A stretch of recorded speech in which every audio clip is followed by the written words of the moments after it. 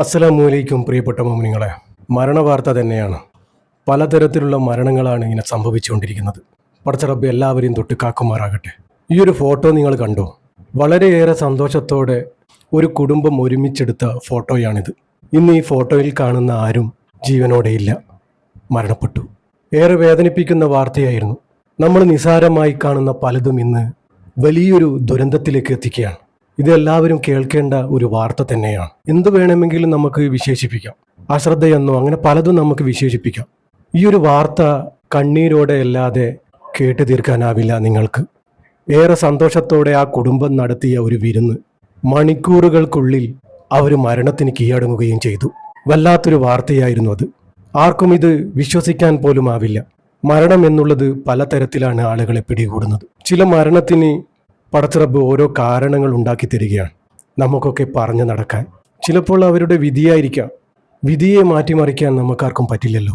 മരണപ്പെട്ടിരിക്കുന്നത് 40 വയസ്സുകാരനായ അബ്ദുള്ളയുടെ ഭാര്യ നസ്രീൻ 35 വയസ്സ്, മക്കളായ ഐഷ 16 വയസ്സ്, പിന്നെ സൈനബ് 13 വയസ്സ് എന്നിവരാണ് മരണപ്പെട്ടു പോയത്. ഇന്നാലില്ലാഹി വ ഇന്നാ ഇലൈഹി റാജിഊൻ. സംഭവം ഇങ്ങനെയായിരുന്നു. ശനിയാഴ്ച രാത്രിയായിരുന്നു അബ്ദുള്ളയുടെ കുടുംബത്തിൽ ഒരു വിരുന്ന് സംഘടിപ്പിച്ചത്. അടുത്ത ബന്ധുക്കളുമായി ഒരു വിരുന്ന്. ഏറെ സന്തോഷത്തോടെ കളി തമാശകൾ പറഞ്ഞ നല്ലൊരു വിരുന്ന്. ആ വിരുന്നിൽ അബ്ദുള്ളയുടെ കുടുംബമടക്കം 9 പേരുണ്ടായിരുന്നു. അബ്ദുള്ളയുടെ വീട്ടിൽ തന്നെയാണ് ഇതൊക്കെ ഒരുക്കിയത്. അത്താഴ വിരുന്നായിരുന്നു. അങ്ങനെ അത്താഴ വിരുന്നിന് പങ്കെടുത്ത് ബിരിയാണി ആയിരുന്നു അന്ന് രാത്രി സ്പെഷ്യൽ. അങ്ങനെ അന്ന് രാത്രിയോടെ ബന്ധുക്കളൊക്കെ കൂടി ബിരിയാണിയും കഴിച്ച് വന്നവരൊക്കെ മടങ്ങിയതിന് ശേഷം, എന്നാൽ ഇവരൊക്കെ കൂടി വീട്ടിൽ കിടക്കുന്നതിന് മുമ്പ് വീട്ടിലുണ്ടായിരുന്ന ഒരു തണ്ണിമത്തൻ മുറിച്ച് അബ്ദുള്ളയും കുടുംബവും മക്കളൊക്കെ കൂടി കഴിച്ചു. തണ്ണിമത്തനൊക്കെ കഴിച്ച് കിടന്ന ഇവര് പുലർച്ചെ 5:30 4 പേർക്കും വല്ലാത്തൊരു ശാരീരിക അസ്വസ്ഥത ഉണ്ടാവുകയാണ്.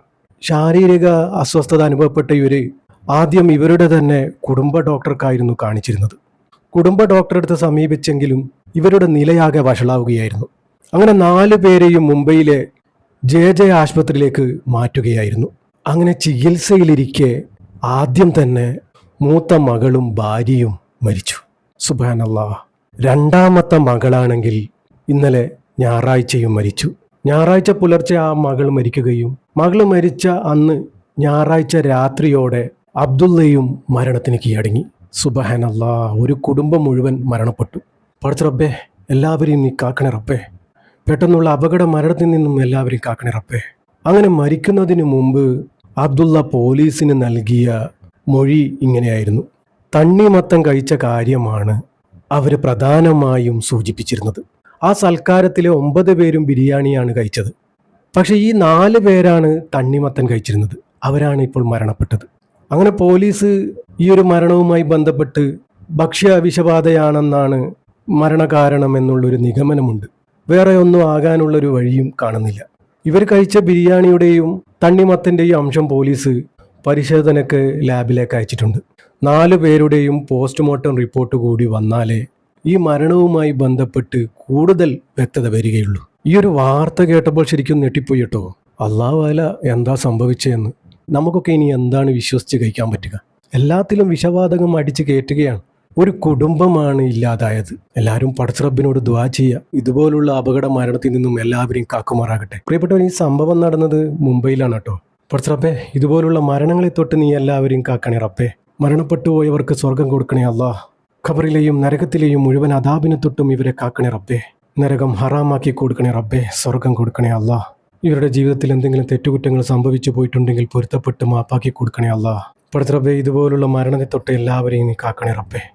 കീറിമുറിന് പോസ്റ്റ്മോർട്ടം ചെയ്യുന്ന വിധത്തിലുള്ള മരണങ്ങളെ തൊട്ട് നീ കാക്കണേ റബ്ബേ. അല്ലാഹുവേ, നമ്മുടെയൊക്കെ ജീവിതവും മരണവും നീ സന്തോഷത്തിലാക്കി തരണേ റബ്ബേ.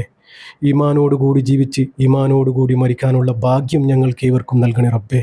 പടച്ച റബ്ബേ, ഈ പാപിയായ സാധാരണക്കാരായ ഞങ്ങളുടെ ദുആ നീ സ്വീകരിക്കണേ റബ്ബേ. ഇവരുടെ ഖബറിലേക്ക് നീ എത്തിച്ചു കൊടുക്കണേ റബ്ബേ.